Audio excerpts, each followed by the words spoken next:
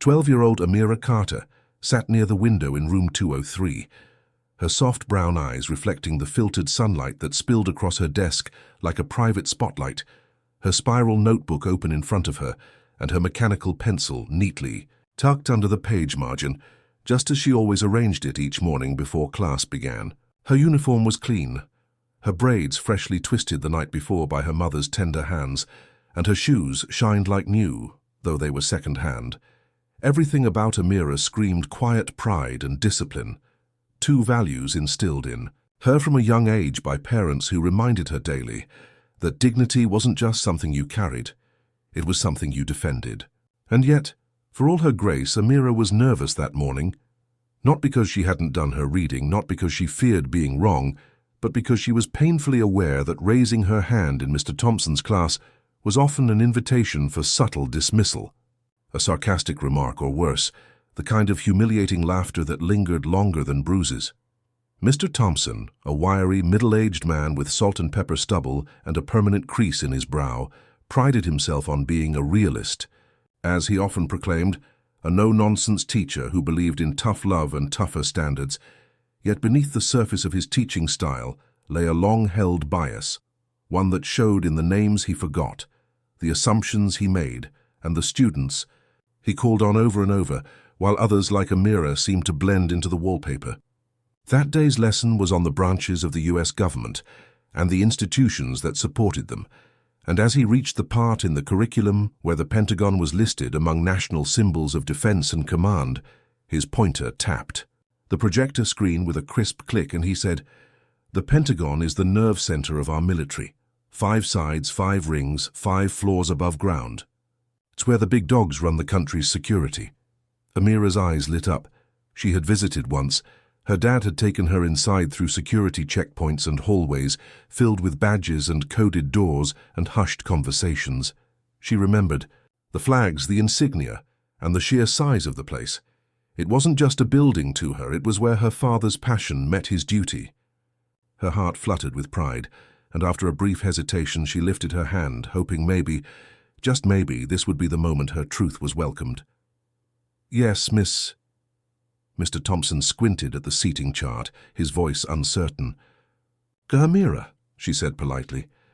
"My dad works at the Pentagon," she added, her voice clear but not boastful, merely factual, as though she had said the sky is blue or water is wet. A few heads turned. A boy in the back snorted. Another whispered, "She lyin'." Mr. Thompson's face twitched with a grin that didn't quite reach his eyes. "Oh, really?" he said, dragging out the words with a tone so coated in disbelief it dripped like syrup. "Your dad works at the Pentagon?" Amira nodded, trying to steady her breath. "Yes, sir." Mr. Thompson chuckled, a sound that sent a ripple of laughter across the room like a match to dry grass. "And I suppose next you'll say he meets with the Joint Chiefs every Tuesday and golfs with the President on weekends," he added, lifting an eyebrow as if he were delivering a well-practiced punchline.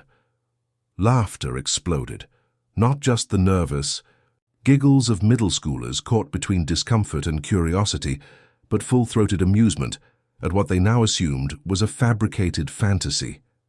Amira sat frozen, her ears ringing with shame, her face flushed hot with embarrassment as her voice, once eager, shrunk into a knot of silence. She opened her mouth to try again, to clarify, to maybe say something, anything, that would lend her credibility. But Mr. Thompson waved a dismissive hand and said, "Let's stick to facts, not fairy tales," turning back to his slides with smug satisfaction, as if he had protected the sanctity of knowledge from an invading delusion. Amira stared down at her notebook, her pencil still tucked neatly in place, the page now blurred through a haze of tears she refused to let fall. Her classmates continued whispering, some laughing under their breath, others side-eyeing her with new skepticism. To them she had been caught in a lie, exposed as a fantasist, a girl from the East End who dared to insert herself into a world reserved for uniforms, medals, and marble halls. But what none of them knew, what Mr. Thompson never paused to consider, was that Amira's father, Lieutenant Colonel David Carter, didn't just work at the Pentagon. He had been stationed overseas in 3 conflict zones, served on diplomatic assignments in Europe and the Middle East, advised defense strategies for counter-terrorism task forces, and sat in secure briefings that shaped the very policies being taught in that classroom. He didn't just wear the uniform. He lived its burden, carried its weight with quiet strength, and shielded his family from both the visible and invisible battles that came with defending a country that sometimes forgot to defend them back. That night, Amira went home quieter than usual, her shoulders tense, her mind replaying every snicker and every cruel smirk. Her mother noticed immediately, but it was her father, sharp-eyed and intuitive, who sat beside her, pulled her close, and asked her what had happened. As she recounted the story, haltingly at first, then in a rush of tears and frustration, David Carter listened silently, his jaw set, his hand gently resting on hers. He didn't raise his voice. He didn't say cruel things about the teacher. What he said instead was, "He doesn't know who you are, and that's his loss, but tomorrow he's going to learn who I am, and he's going to learn why we never, ever let someone else write our story." And in that moment, something inside Amira began to mend. Not because the hurt had vanished, but because she knew that dignity would walk back into room 203 the next morning, not in the form of revenge or loud confrontation, but in the form of truth wrapped in a uniform, polished boots, and a legacy of honor that no laugh could erase. That night, as the sky outside their modest home in suburban Maryland faded into a velvet quilt of stars and city sounds softened into distant murmurs, the Carter household sat in a silence that wasn't empty, but charged, like the breath before. A storm, and at the heart of it sat Amira, her dinner plate mostly untouched, her hands clasped tightly in her lap, her thoughts circling the humiliation she had endured like crows around a carcass. She wasn't someone who cried easily. Her mother had always said she carried an old soul, and her father often told her she had warrior bones. But that day had wounded something deep inside her, not just because of the laughter or the disbelief, but because the things she had shared with pride, her father's work, had been twisted into a punchline, a fantasy, something to be ridiculed by people who didn't know her name, let alone her truth, and it burned in her chest with a heat she didn't yet have the words to name. Across the table, her father, Lieutenant Colonel David Carter, sat with the quiet intensity of a man who had spent over 2 decades learning when to speak and when to listen, when to comfort and when to act, his frame still broad and upright, even out of uniform, his eyes scanning his daughter's posture with the same precision he once used to assess combat terrain, and when he finally set his fork down, leaned forward slightly and asked, "You gonna tell me what happened today?" His voice wasn't demanding, it was inviting, a bridge gently extended over a river of pain, and Amira, despite the lump in her throat and the weight pressing on her heart, nodded slowly, then spoke in a voice barely above a whisper, unraveling. The story from the beginning, each detail shared like a bandage peeled from a wound, and with every word her father's face darkened, not with fury, but with a focused resolve forged from years of knowing when to pick battles and when to make, a statement that didn't just echo but echoed with purpose.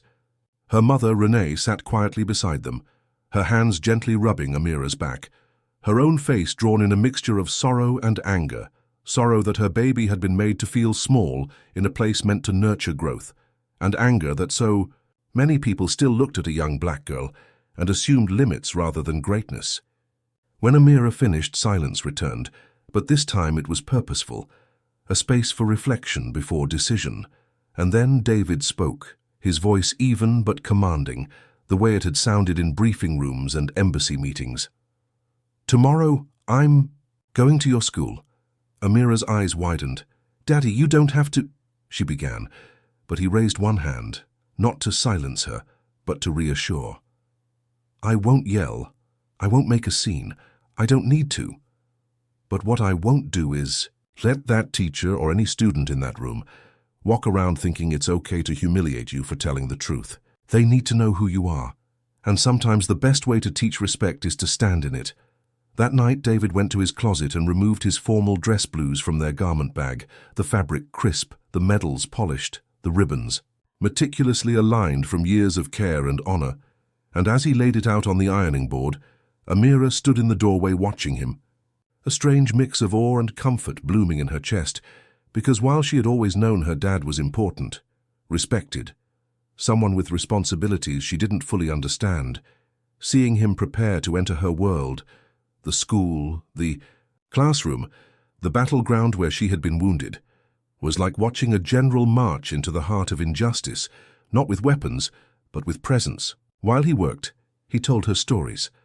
Not the kinds he told reporters or even his peers, but the ones he saved for her.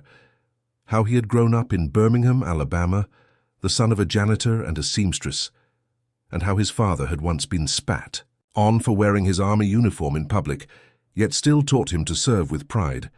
How he had studied late into the night for exams, while working part-time jobs, and still graduated top of his class at Howard University before entering the Air Force and eventually transferring to the Army. How he had been stationed in places with names she couldn't pronounce, worked on missions she might never know about, and sat across from generals and foreign diplomats, helping craft strategies that made headlines around the world. But more than that, he told her how every day in every room he walked in knowing that someone would question his worth before he even opened his mouth, because of the color of his skin, because of where he came from, because they couldn't reconcile blackness with brilliance, and that he had learned not to let their ignorance become his burden. "It's not your job to convince small minds of your greatness," he told her, pressing a crisp fold into his jacket sleeve. "But it is your right to stand tall and never let them make you shrink." Amira didn't sleep much that night, not because of fear, but because of anticipation. She kept replaying the moment she had raised her hand, the moment laughter filled the room, and imagining how different it would feel tomorrow when her father walked through that door. In the morning, David dressed with ceremonial precision, every button fastened, every crease sharp, his shoes mirror-polished, and his posture straight, not just from muscle memory, but from ancestral pride, the kind passed down through generations, who had endured far more for far less recognition.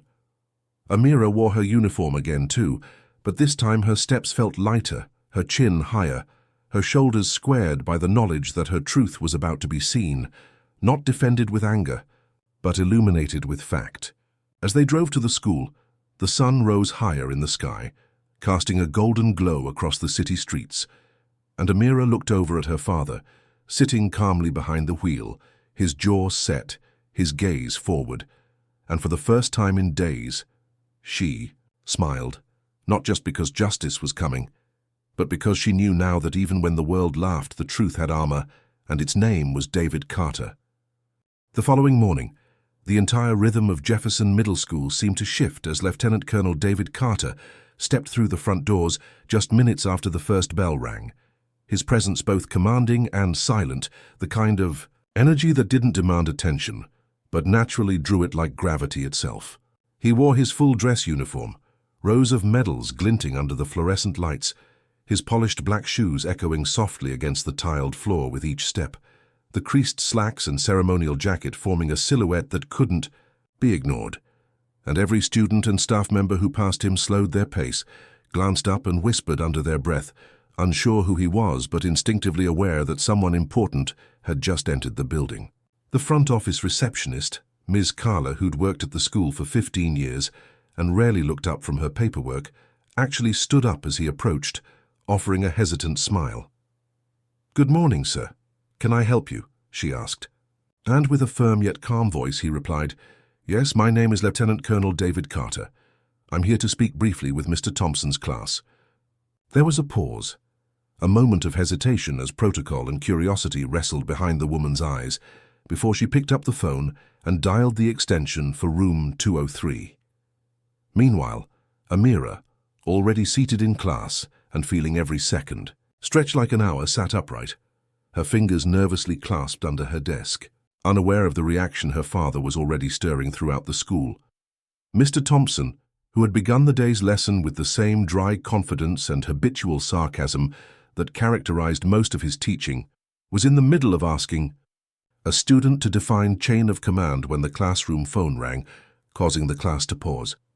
He picked it up, muttered a few short replies, then furrowed his brow as he slowly hung up. Clearing his throat, he looked toward the door, suddenly uncertain. "We're expecting a visitor," he said, trying to maintain authority, though a ripple of curiosity had already begun among the students. Less than a minute later, the door opened, and silence fell like snow in a blizzard, thick and absolute, as Lieutenant Colonel Carter stepped in. Every eye in the room snapped to attention. He didn't need to say a word. His presence alone eclipsed every other force in that classroom, from the peeling posters on the walls to the dry erase marker in Mr. Thompson's hand. Amira sat frozen, her heart racing, not from fear, but from pride so intense it bordered on awe. Her classmates, especially the ones who had laughed, now looked back and forth between her and the man in uniform with slowly dawning recognition. Mr. Thompson stood awkwardly near the whiteboard, his mouth open slightly, the color draining from his face, as he finally made the connection between the man standing in front of him and the girl he had mocked just the day before. "Good morning," David said simply, his voice like velvet over steel, polite, measured, but unmistakably in control. "I apologize for the interruption, but I wanted to take a moment of your time to clarify a matter that came up yesterday in this classroom."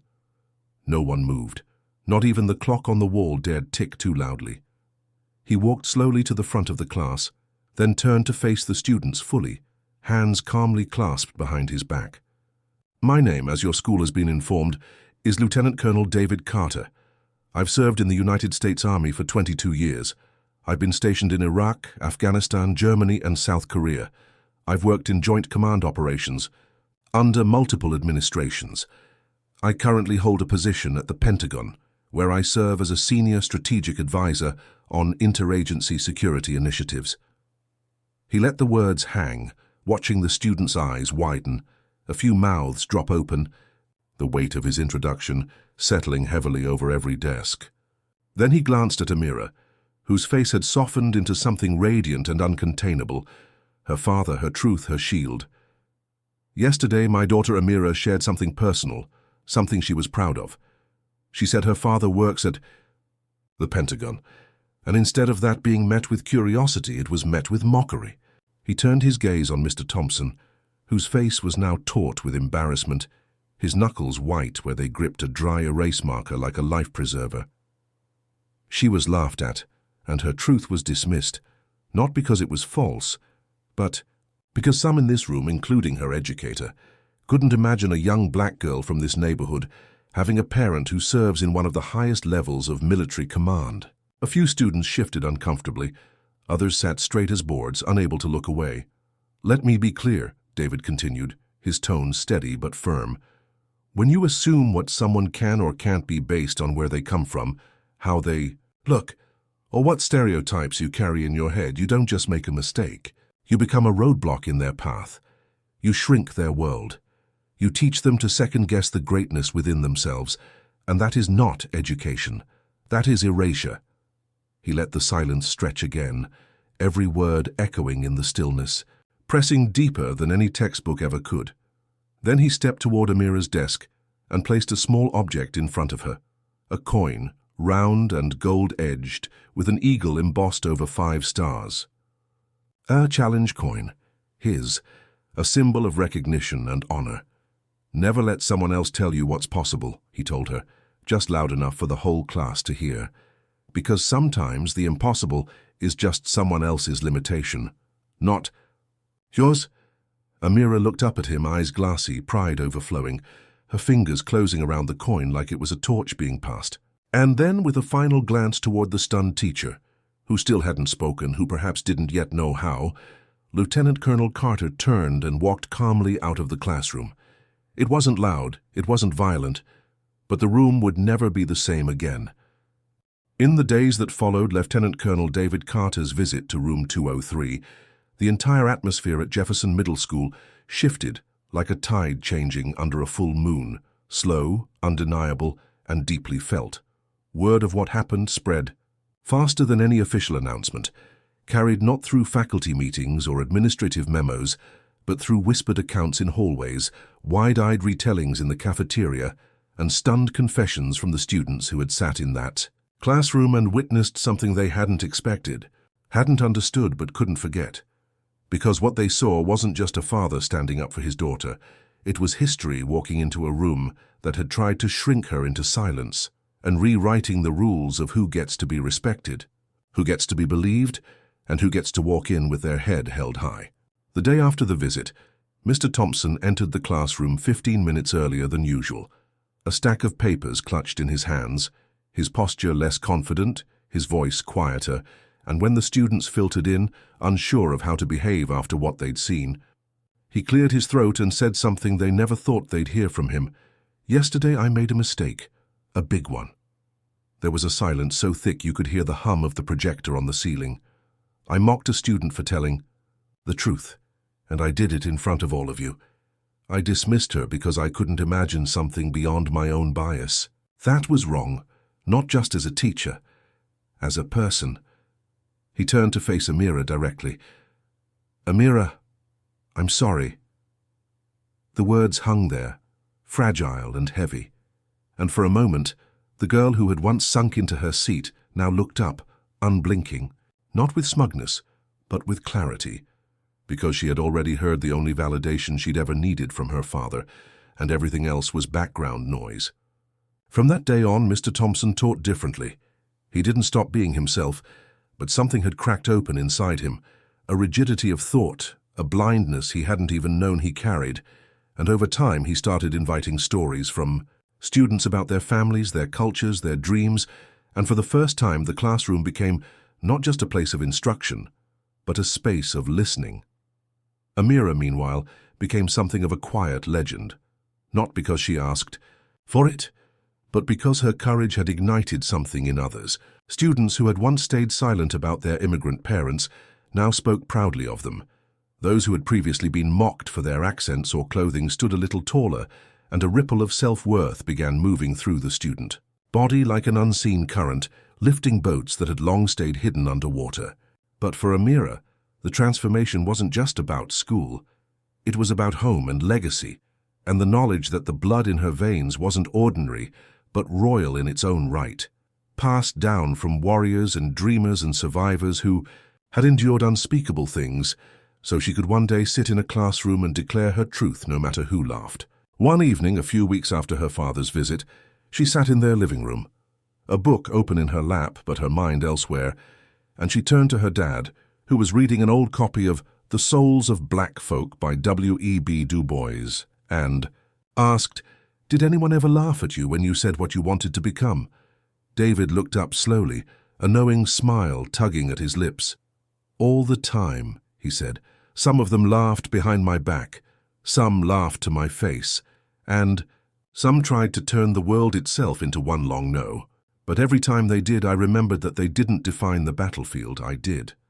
He leaned forward, tapping the coin she still carried everywhere. "You define yours too. You hear me?" She nodded, her eyes burning, not with tears, but with vision. That weekend, Amira wrote an essay for her school's statewide writing competition. The prompt was simple: "What does leadership mean to you?" But her response was anything but. She wrote about quiet strength, about fathers who walk into rooms not to boast but to lift. She wrote about teachers who fail and then learn, about classmates who laugh until they see, about the long, slow road of dignity in a world that often trades it cheaply. And she ended it with a single line that the judges would later quote in the award ceremony: "Leadership is not about who speaks the loudest, it's about who stands the strongest when others try to shrink you."